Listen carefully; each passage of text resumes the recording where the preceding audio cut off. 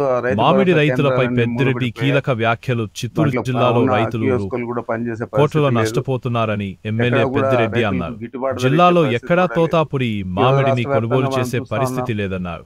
ప్రభుత్వం గతంలో మామిడికి వరి రైతులు 12 గిట్టుబాటు ధర గిట్టుబాటు ధర కల్పిస్తున్నా లేక ఎక్కడ చాలా అమలు కావడం నష్టపోయారు. లేదన్నారు. ఆ మదనపల్లెలో తర్వాత టమాటా రైతుల పత్తి పరిస్థితి రైతులు, ఇలానే ఆ ఉందన్నారు. తర్వాత మిర్చి రైతులు, ఆ రైతులను తర్వాత పొగాకు పరామర్శించడానికి రైతులు, ఇలా వైసీపీ చెప్పుకుంటూ అధినేత పోతే జగన్ వెళుతుంటే షుగర్ కేన్ రైతులు, ప్రభుత్వం అక్రమ కేసులు పెడుతూ చెరుకు గొంతు వ్యవసాయం నొక్కేస్తున్నట్టు చేసేవారు. ఆయన ఆరోపించారు. అదేవిధంగా ఈరోజు టమాటాలు కోట్లలో ఈ చిత్తూరు జిల్లాలోనే రైతులు నష్టపోయారు.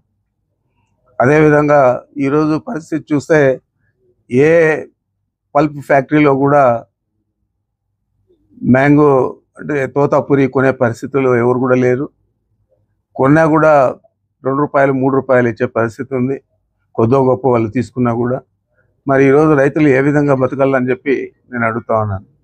పేరుకు మాత్రం మేము ₹8 ఇమ్మని చెప్పి గిట్టుబాటు ధర కింద ₹8 ఇమ్మని చెప్పి చెప్పాము అన్ని ఫ్యాక్టరీలకు. మరి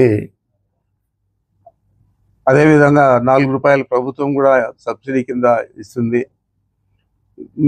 ₹12 దొరుకుతుంది అంటే ₹12 బదులు ఈరోజు ₹2 ఇచ్చే పరిస్థితి ఉంది. మరి ఇవన్నీ కూడా బూటక మాటలంతా కూడా చంద్రబాబు హయాంలో రైతులకు తీరిన అన్యాయం. మనం ఆయన ఎన్నిసార్లు ముఖ్యమంత్రి అయ్యారో అన్నిసార్లు కూడా మనం చూస్తా ఉన్నాం. రైతుల గురించి పట్టించుకునేది లేదు. పైపెచ్చు వారు మాట్లాడిన మాటలు వ్యవసాయం చేయడం దండగా అని చెప్పి స్వయాన ఒక ముఖ్యమంత్రిగా వారు మాట్లాడారు. మరి ఇలాంటి ముఖ్యమంత్రి ఈ రాష్ట్రాన్ని పరిపాలిస్తూ ఉంటే ఇంకా రైతులకు ఏ విధంగా గిట్టుబాటు ధరలు దొరుకుతాయి, రైతులు ఏ విధంగా వ్యవసాయం చేస్తారు? మరి చాలా బాధాకరంగా ఉంది. మన రాష్ట్రంలో దాదాపు 75% పైన వ్యవసాయం మీద ఆధారపడే కుటుంబాలు ఉన్నాయి. వ్యవసాయం మీద జీవించే రైతులు ఉన్నారు. మనకు కావాల్సిన భూములు ఉన్నాయి.